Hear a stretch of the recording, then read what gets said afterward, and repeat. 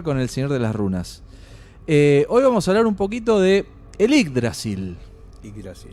Para la mitología nórdica tenía como concepción que existía un árbol en el cual se amalgamaba todos los mundos.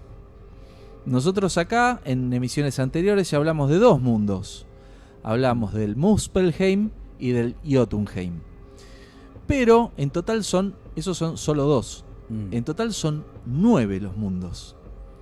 Y esos 9 mundos, para la cosmovisión de la mitología nórdica, estaban contenidos en un gran árbol que se llamaba Yggdrasil, o se llama Yggdrasil.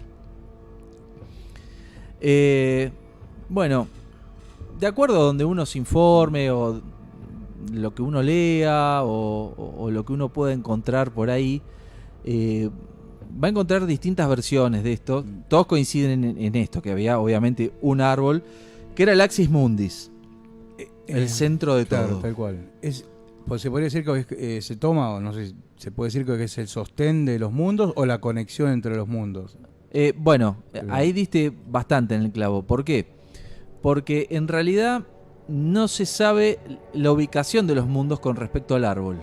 Es decir, cada uno hay mucha diversidad de, por ejemplo, tal mundo está a la derecha, el otro más arriba, el otro más abajo, al medio, al costado, en las raíces también. Claro. En las raíces también están ubicados los mundos. Entonces, como que algunos te los posicionan más agrupados, otros más espaciados, algunos un poco más arriba, otros más abajo, otros incluso uno dentro de otro. Entonces, como que hay una conexión más directa, digamos, entre mundos. Sí, ¿no? Sí, mi interpretación es como si fueran dimensiones, que esa es mi interpretación. Entonces hay dimensiones cada vez más grandes, tipo onion skin, cáscara de cebolla. Sí. Pero lo importante a resaltar de esto es que sí estaban agrupados alrededor de este gran árbol, que era lo que le daba vida a todo y lo que sostenía la vida de todo. Pero te repito, no había una forma concisa de decir, bueno, tal mundo está ubicado acá, el otro acá, como nosotros ahora sabemos a través de la astrología que Marte está en un lugar, Plutón está en otro. Bueno, acá no, acá era, bueno, sí se sabía que algunos estaban más tendientes a la copa y otros a las raíces, ponele, pero muchos te los plantean agrupados y demás. Yo creo que esto se puede dar porque los planetas también se mueven. Claro. Entonces, si tienen movimiento, no están siempre en el mismo lugar. Era algo más relacionado, digamos, al universo, digamos. Sí, al universo. Claro, al universo. A lo que nosotros podríamos, como para entenderlo mejor, definir como universo. Había una sí, visible, obvio. El universo es el que uno puede ver para como, hoy en día ya no, pero o sea, hasta hace unos años era lo visible. Exactamente, exactamente. Entonces, ellos definían, tengamos en cuenta que el ser humano siempre tiene que traducir todo dentro de los contextos que puede entender y de las herramientas que tiene. Sí, lógico. Entonces, cuando suceden cosas que están fuera de su alcance y de sus herramientas, intenta darle un giro.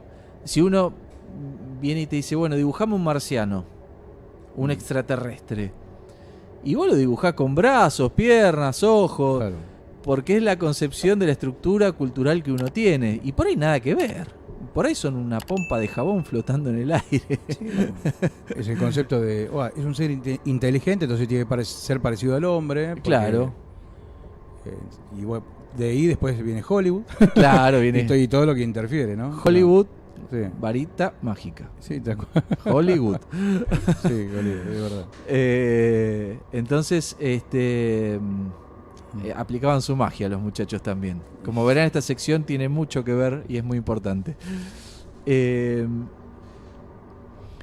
Ahora, ¿qué pasa? ¿De dónde sacaban esto? Porque muchos pueden decir, bueno, qué creatividad lo de estos muchachos, ¿no? Puede ser, pero cuando uno se empieza a remontar un poco para atrás, un poco anterior a los vikingos y a la gente del norte. En la parte de Eurasia, lo que es todo Eurasia, sí. Europa y Asia, ya había una concepción de que había un árbol que atravesaba los mundos. Esto ya existía. Había un árbol que atravesaba los mundos y que la copa apuntaba hacia el norte, y que en la punta de ese árbol, o ese árbol apuntaba a la estrella del norte, la que todo marinero tiene como insignia, ¿no? Que ellos consideraban el centro del universo, la estrella del norte. Entonces, es muy probable que ellos lo hayan adoptado desde ahí, que los escandinavos hayan adoptado un poco hereditariamente esto. Claro. Sí. Incluso dentro de lo chamánico, tenían una siguiendo con lo de Eurasia, ¿no? Tenían una concepción que los mundos estaban ubicados de una forma como de escalera. Eso lo que dejaba a las claras es que tenían el sentido de evolución. Claro.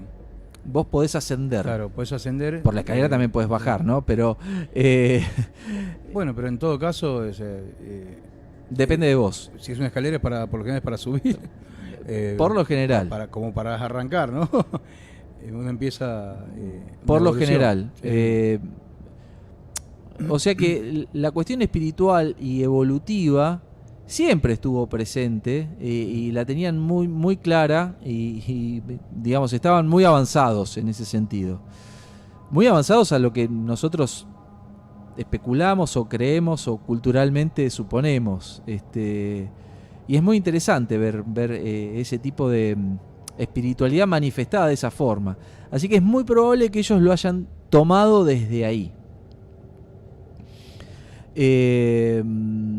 Por otro lado, también este Axis Mundis, o sea, el centro de todo, que es el Yggdrasil, hablando de exactitud y Axis Mundi, sí, ahí está sonando el O'Clock. Bueno, habitaba, como toda fauna, habita una ardilla dentro de este árbol también, que hace sus líos, sus travesuras. Son pintorescos para armar las historias. O sea, una ardilla literal. Sí, literal. Bueno, o sea, representado obviamente, ¿no? Claro, una ardilla. También había 4 cuervos. Esos 4 cuervos sobrevolaban constantemente la copa del árbol, comiendo los brotes que reverdecían. Y de esa forma le daba un poco más de fuerza al árbol para seguir expandiéndose. Claro. Es llamativo el número 4.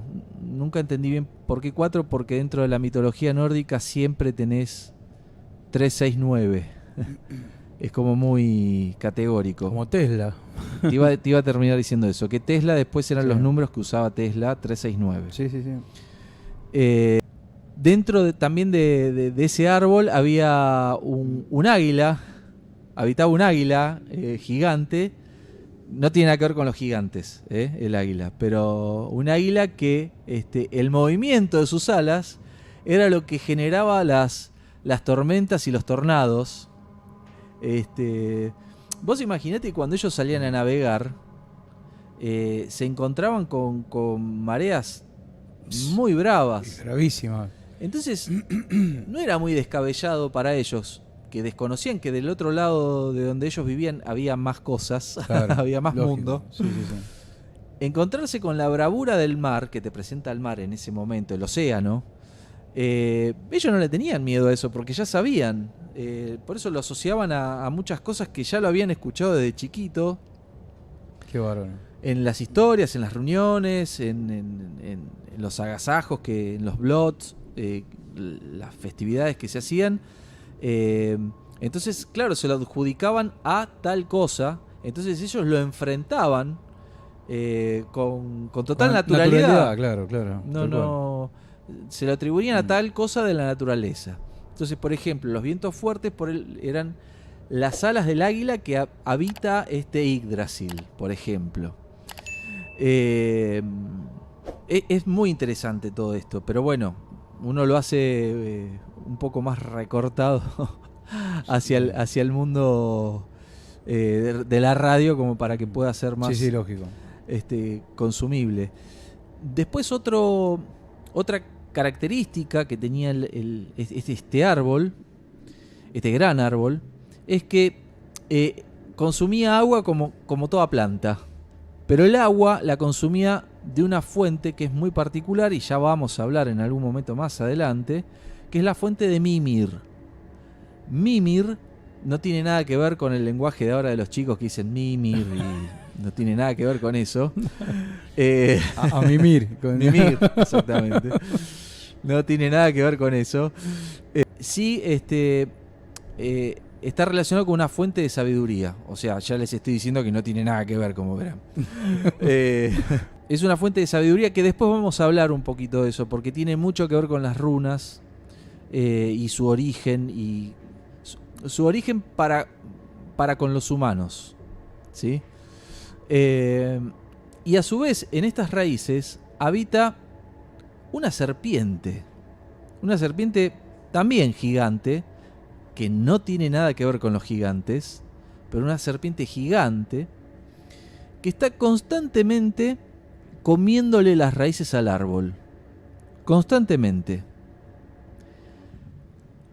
Como toda planta, cuando vos le comes las raíces, claro, le coartás su posibilidad de seguir creciendo.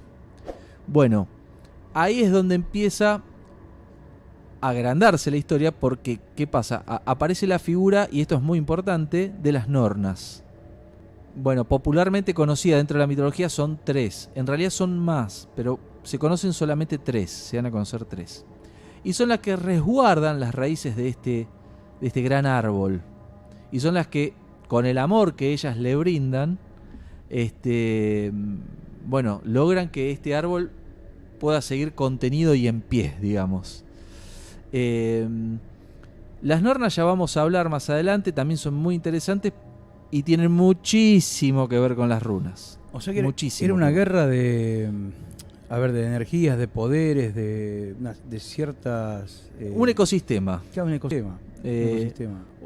Son energías en equilibrio, que a su vez son conflictivas en sí mismas, en su concepción, claro, pero entre todas forman un equilibrio.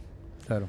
Es muy loco, pero bueno, a su vez esta serpiente, por ejemplo, bebía de un río, de una fuente de Urd, que es una Norna, por ejemplo, una de las Nornas. O sea que esta serpiente también toma agua. Claro. Bueno, es muy interesante plantearlos de ese lado. Pero tanto la fuente de Mimir como la presencia de las Nornas tienen mucho que ver con las runas. Muchísimo que ver. De hecho, bueno, yo siempre antes de hacer una lectura invoco a las Nornas. Entre otras tantas cosas, invoco a las Nornas, a su energía, porque ellas son las que tejen el destino de absolutamente todo. Las Nornas se están tejiendo ahí, pero no quiero ampliar ni espolear nada de las Nornas, porque eso va prácticamente sosteniendo el equilibrio, digamos. Sí. Y son las que tejen el destino de todo, de vos, de Santi, del mundo, de todo, absolutamente de todo. Que por supuesto uno es el que decide, pero son los que te van tirando las tendencias de, bueno, vamos por acá a ver qué haces. Claro. El objetivo de hoy era plantear un poco, ir cerrando un poco más el círculo, ordenándolo un poco más desde el concepto de, ya hablamos de Jotunheim, hablamos de Muspelheim, hablamos de cómo entre esos dos mundos se creaba la vida en el vacío, en el Ginnungagap, que es el vacío que nosotros podemos concebir como el espacio en sí mismo. Claro. Hablamos del agua, que las gotas de... Exactamente. Que en realidad es una sustancia que nosotros podemos asociarla al agua, que de ahí venía la vida, y esos dos mundos están contenidos dentro de todos estos 9 mundos que estoy comentando ahora, que ya iremos hablando de los otros 7 que restan, Y todos esos están unidos y amalgamados alrededor, dentro, por fuera o al costado del Yggdrasil. Claro. Incluso en sus raíces. Claro.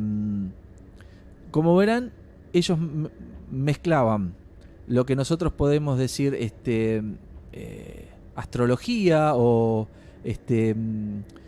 naturaleza cósmica con la naturaleza de la Tierra en sí mismo, porque por ahí un árbol no hay en Venus, no sabemos, por ahí no hay árboles en Venus. No. Por ahí hay otro tipo de especie vegetal, pero no hay árboles por ahí. No, seguro. Entonces es muy loco que, o sea, es algo bastante terrenal el árbol en sí mismo. Pero bueno, hasta acá para no enredar en las redes de ya de por las sí es raíces. bastante complejo el asunto. Sí, así sí, que sí. hay que- Se van agregando cada vez más factores y más cosas. Bueno, la semillita está puesta, hay que Sí, empezar sí, sí. a buscar y a estudiar un poquito. Y ¿no? que el árbol crezca. Tal cual. Así que bueno, vamos a escuchar un poquito de música, o bastante en realidad. Y Temita largo. vamos a hacer una lectura de runa, a ver cómo le va a la Argentina y si quieren preguntar acá algo en YouTube.